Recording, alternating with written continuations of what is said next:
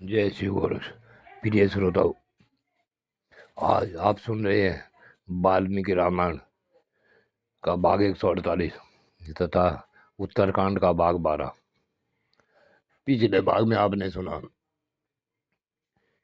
कि राक्षस राज रावण ने अयोध्या के महान तेजस्वी राजा को हराकर यानी से मृत्यु दंड देकर बड़ा ही परेशान होता हुआ अपने मुंह से अपनी प्रशंसा कर रहा था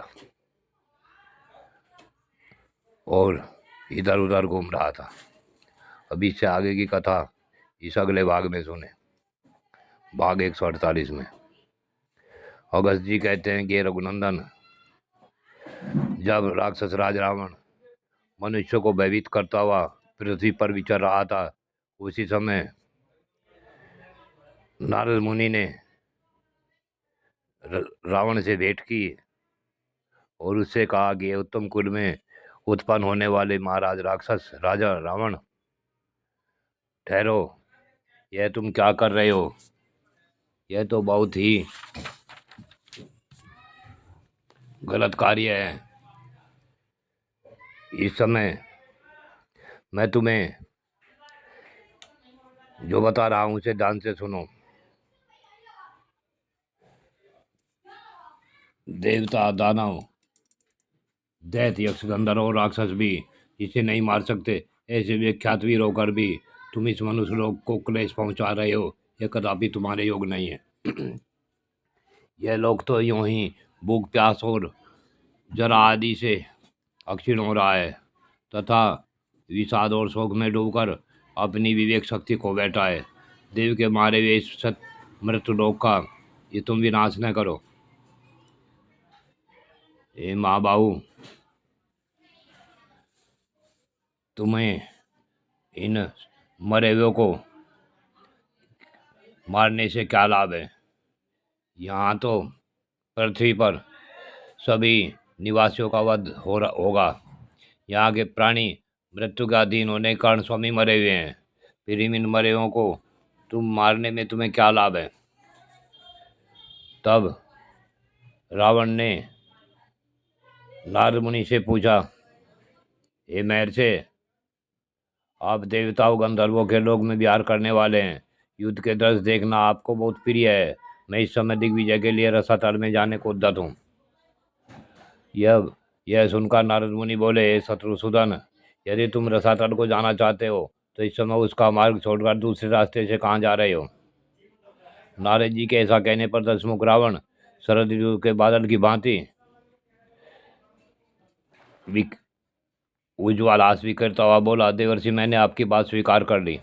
इसके बाद उसने कहा, ब्राह्मण, अब यमराज का वध करने के लिए उद्यत होकर मैं उस दक्षिण दिशा को जाता हूँ जहाँ सूर्यपुत्र राजा यम निवास करते हैं। हे प्रभु, मैंने युद्ध की इच्छा से क्रोधपूर्वक प्रतिज्ञा की है कि मैं चारों लोकपालों को परास्त करूंगा। अतः मैं यहाँ से यमपुरी को प्रस्थान कर रहा हूँ।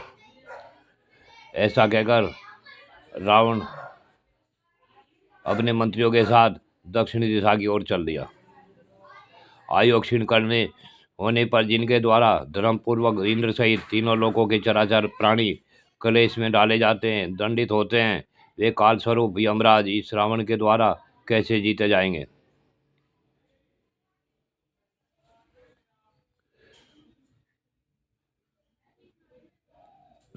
अतः नारद मुनि ने सोचा कि अब तो मेरे मन में बड़ा कौतूहल उत्पन्न हो गया है। अतः इस यमराज और राक्षस राज का युद्ध देखने के लिए मैं स्वयं भी यमलोक को जाऊंगा। अगस्त जी कहते हैं कि ये रघुनंदन, ऐसा विचार कर शीघ्र चलने वाले नारद जी रावण के आक्रमण का समाचार बताने के लिए यमलोक में गए। महर्षि नारद को आया देख यमराज ने आतिथ्य धर्म के अनुसार उसके लिए अर्धादि निवेदन करके कहा, देवता और गंधर्वों से सेवित देवेर से कुशल तो है न? धर्म का नाश तो नहीं हो रहा है? आज यहाँ आपके शुभागमन का क्या उद्देश्य है? तब नारद मुनि बोले, हे पितृराज, सुनिए, एक आवश्यक बात बता रहा हूँ। प्रभु, आप सुनकर उसके प्रतिकार का कोई उपाय कर लें। यद्यपि आपको जीतना अत्यंत कठिन है, तथापि वह रावण राक्षस रावण निशाचर अपने पराक्रमों द्वारा आपको वश में करने के लिए आ रहा है। इस प्रकार की बातें हो रही थी कि उस राक्षस का उदित हुए सूर्य के समान तेजस्वी विमान दूर से आया दिखाई दिया।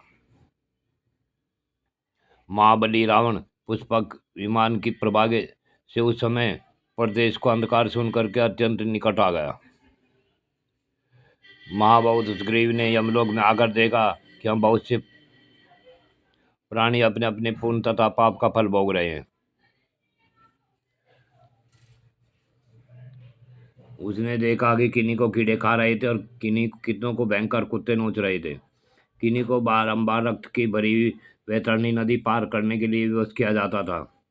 कुछ पापी और शीपत्र वन में जिसके पत्ते तलवार की धार के समान तीखे थे विदीर्ण किए जा रहे थे। दूसरी ओर रावण ने देखा कुछ पुण्यात्मा जीव अपने पुण्य कर्मों के प्रभाव से अच्छे अच्छे घरों में रहकर संगीत और वाद्यों की मन और ध्वनि से आनंदित हो रहे थे। दूसरे धर्मात्मा पुरुष वहाँ स्वर्ण मणि और मुक्ताओं से अलंकृत हो यौवन के मद से मत रहने वाली सुंदरी स्त्रियों की साथ अपनी अंग कांति से प्रकाशित हो रहे हैं। रावण ने इन सबको देखकर बलवान राक्षस अपने पाप कर्मों के कारण यातना भोगने वाले प्राणियों को पराक्रम द्वारा बलपूर्वक मुक्त कर दिया। इसे थोड़ी देर तक उन पापियों को बड़ा सुख मिला। उसके इनके मिलने की न तो उन्हें संभावना थी, न उनके विषय में ये कुछ सोच ही सके थे। फिर तो संपूर्ण दिशाओं की ओर से दावा करने वाले धर्मराज के शूरवीर योद्धाओं का मान कोलाहल प्रकट हुआ। देवताओं का अधिष्ठान भूत यह पुष्पक विमान उस युद्ध में तोड़ा जाने पर भी ब्रह्मा के प्रभाव से झोंका हो जाता था, क्योंकि वह नष्ट होने वाला नहीं था। मामना यम की विशाल सेना असंख्य थी। उसने सैकड़ों हजारों शूरवीर आगे बढ़कर युद्ध करने वाले थे। यमदूतों के आक्रमण करने पर रावण के भी महावीर मंत्री तथा स्वयं राजा दशग्रीव भी वृक्षों पर्वत शिखरों तथा यमलोक के सैकड़ों प्रसादों को उखाड़कर उनके द्वारा पूरी शक्ति लगाकर इच्छानुसार युद्ध करने लगे। राक्षस राज के मंत्रियों के सारे अंग रक्त से ना उठे। संपूर्ण शस्त्रों के आघात से वे घायल हो गए। फिर भी उन्होंने वहां बड़ा भारी युद्ध किया। महाबाहु श्री राम यमराज तथा रावण के भी महाभाग मंत्री एक दूसरे पर नाना प्रकार के अस्त्र शस्त्रों द्वारा बड़े जोर से प्रत्याघात करने लगे। रावण का सारा शरीर शस्त्रों की मार से जर्जर हो गया। वह खून से लथपथ हो गया और पुष्प विमान के ऊपर फूले हुए अशोक वृक्ष के समान प्रतीत होने लगा। तब बलवान रावण ने अपने अस्त्र बल से यमराज के सीनों के ऊपर शूल गदा शक्ति तोमर बाण मूसल पत्थर और वृक्षों की वर्षा आरंभ की। रावण का इस युद्ध में रावण का कवच कटकर गिर पड़ा। उसके शरीर से रक्त की धारा बहने लगी। वह उस रक्त से ना उठा और कुपित हो पुष्पक विमान छोड़कर पृथ्वी पर खड़ा हो गया। उसने अपने धनुष पर पाशुपात नामक दिव्य अस्त्र का संधान किया और उन सैनिकों से ठहरे ठहरे कहते हुए उस धनुष को खींचा। रणभूमि में ज्वाला मालाओं से गिरा हुआ वह बाण धनुष से छूटते ही वृक्षों और झाड़ियों को जलाता हुआ तीव्र गति से आगे बढ़ा और उसके पीछे पीछे मांसाहारी जीव जंतु चलने लगे। उस युद्ध स्थल में यमराज के वे सारे सैनिक पाशुपास्त्र के तेज से दग्ध हो इंद्रध्वज के समान नीचे गिर पड़े। उसके बाद अपने मंत्रियों के साथ वह भयानक पराक्रमी राक्षस पृथ्वी को कंपित करता हुआ सब बड़े जोर से शीनाद करने लगा। अगस्त जी कहते हैं कि ये रघुनंदन रावण के उस महानाद को सुनकर सूर्यपुत्र भगवान यम ने यह समझ लिया कि शत्रु विजयी हुआ और मेरी सेना मारी गई, मेरे योद्धा मारे गए। यह जानकर यमराज के नेत्र क्रोध से लाल उठे। वे उतावले होकर सारथी से बोले, मेरा रथ ले आओ।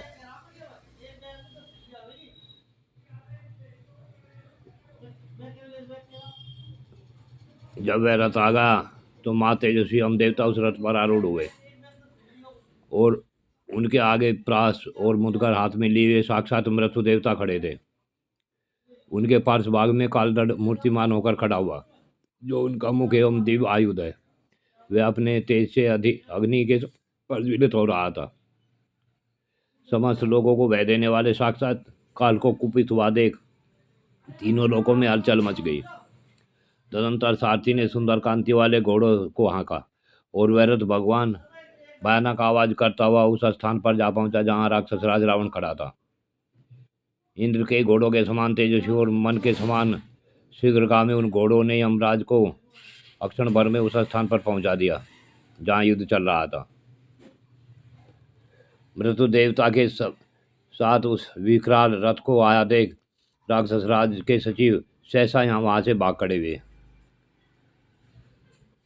परंतु समस्त संसार को भयभीत करने वाले जैसे विकराल रथ को देखकर भी दशग्रीव के मन में न तो क्षोभ हुआ न भय। अत्यंत क्रोध से भरे हुए यमराज को रावण के पास पहुंचकर शक्ति और तोमरों का प्रहार किया तथा रावण के मर्म स्थानों को छेद डाला। तब रावण ने भी संभल कर यमराज के रथ पर बाणों की जड़ी लगा दी। इस प्रकार शत्रुसूदन यम ने नाना प्रकार के शस्त्रों का प्रहार करते हुए रणभूमि में लगातार 7 रातों तक युद्ध किया। इससे उनका शत्रु रावण अपनी सुध-बुध खोकर युद्ध से विमुख हो गया। वीर शत्रु रघुनंदन वे दोनों योद्धा समरभूमि में पीछे हटने वाले नहीं थे और दोनों ही अपनी विजय चाहते थे। इसलिए उन यमराज और राक्षस दोनों में उस समय घोर युद्ध होने लगा। उस समय राक्षसों के राजा रावण तथा प्रेतराज यम के युद्ध पराजय होने पर समस्त लोगों के प्रलय का समय उपस्थित हुआ सा जान पड़ने लगा। उसने 4 बाण मारकर मृत्यु को और 7 बाणों से यम के सारथी को भी पीड़ित कर दिया। फिर जल्दी जल्दी लाख बाण मारकर यमराज के मर्म स्थानों में गहरी चोट पहुंचाई। तब यमराज के क्रोध की सीमा न रही। उनके मुख से वह रोष अग्नि बनकर प्रकट हुआ। वह आग ज्वाला मालाओं के से मंडित श्वास वायु से संयुक्त तथा धूम से आच्छादन दिशाएं देती थी।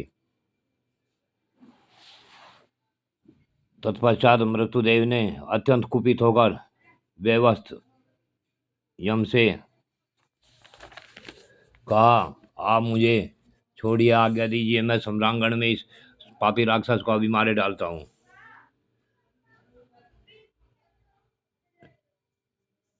वह बोला कि महाराज, ये मेरी स्वभाव सिद्ध मर्यादा है कि मुझसे भिड़कर यह राक्षस जीवित नहीं रह सकता। श्रीमान हिरण्यकश्यप, नमुची, संबा, निसंधि, धूमकेतु, विरोचन कुमार, बलि, शंभु नामक दैत्य, महाराज व्रत और वाणासुर, कितने ही शास्त्र वेत्ता, राज ऋषि, गंधर्व, बड़े बड़े नाग ऋषि, सर्प, दैत्य, यक्ष, अप्सराओं के समुदाय, युगांत काल में समुद्रों, पर्वतों, सरिता और वृक्षों सहित पृथ्वी, ये सब मेरे द्वारा अक्षय को प्राप्त हुए हैं। ये तथा दूसरे बहुतेरे बलवान एवं दुर्जय वीर भी मेरे द्वारा विनाश को प्राप्त हो चुके हैं। फिर ये निशाचर किस गिनती में है? धर्माग, आप मुझे अब छोड़ दीजिए, मैं इसे अवश्य मार डालूंगा। जिसे मैं देख लूँ यह वह कोई बलवान होने पर भी जीवित नहीं रह सकता। मृत्यु की यह बात सुनकर प्रतापी धर्मराज ने उससे कहा, तुम ठहरो, मैं इसे मारे डालता हूँ। और क्रोध से लाल आंखें करके समरशाली व्यवस्थ मनु यम ने अपने अमोघ कालदंड को हाथ से उठाया। वह कालदंड दृष्टि में अग्नि मात्र से प्राणियों के प्राणों का अपहरण कर लेता था। फिर जिससे उसका स्पर्श हो जाए अथवा जिसके ऊपर उसकी मार पड़े, उस पुरुष के प्राणों का संहार करना उसके लिए कौन बड़ी बात है। उनके उठते ही सम्रांगण में खड़े हुए समस्त सैनिक भयभीत होकर भाग चले। कालदंड उठाए यमराज को देखकर समस्त देवता भी शुभ हो उठे। यमराज उस दंड से रावण पर हर करना ही चाहते थे कि साक्षात पिता में ब्रह्मा वहां पहुंचे। उन्होंने दर्शन देकर इस प्रकार कहा, हे अमित पराक्रमी महाबाहु व्यवस्थित यम, तुम इस कालदंड के द्वारा निशाचर रावण का वध न करो। मैंने इसे देवताओं द्वारा न मारे जा सकने का वर दिया है। मेरे मुंह से जो बात निकल चुकी है उसे तुम्हें ऐसा तो नहीं करनी चाहिए। जो देवता अथवा मनुष्य मुझे असत्यवादी बना देगा उसे समस्त त्रिलोकी को मिथ्याभाषी बनाने का दोष लगेगा, इसमें संशय नहीं है। यह कालदंड तीनों लोगों के लिए भयंकर तथा रौद्र है। तुम्हारे द्वारा क्रोधपूर्वक छोड़ा जाने पर यह प्रिय और अप्रिय जनों में भेदभाव नहीं रखता और सामने पड़ी समस्त प्रजा का संहार कर डालेगा। अतः सोम, तुम इसे रावण के मस्तक पर न गिराओ। इसकी मार पड़ने पर कोई एक मुहूर्त भी जीवित नहीं रह सकता। कालदंड पड़ने पर यदि ये राक्षस रावण ने मरा अथवा मर गया तो दोनों ही दशाओं में मेरी बात असत्य होगी। इसलिए हाथ में उठाए इसे कालदंड को तुम लंकापति रावण की ओर से हटा लो। यदि समस्त लोगों पर तुम्हारी दृष्टि है तो आज रावण की रक्षा करके मुझे सत्यवादी बनाओ। ब्रह्मा जी के ऐसा कहने पर धर्मात्मा यमराज ने उत्तर दिया, यदि ऐसी बात है तो लीजिए, मैंने इस दंड को हटा लिया। परंतु वरदान से युक्त होने के कारण यदि मेरे द्वारा इस निशाचर का वध नहीं हो सकता तो इस समय इसके साथ युद्ध करने से ही मैं क्या करूँगा। इसलिए अब मैं इसकी दृष्टि से ओझल होता हूँ। यूँ कहकर यमराज रथ और घोड़ों सहित अंतर्धान हो गए। इस प्रकार यमराज को जीतकर अपने नाम की घोषणा करके दशग्रीव रावण पुष्पक विमान पर आरूढ़ हो यमलोक से चला आया। प्रिय श्रोताओ, आज की कथा यहीं पूर्ण होती है। आगे की कथा अगले भाग में। जय शिव गोरक्ष।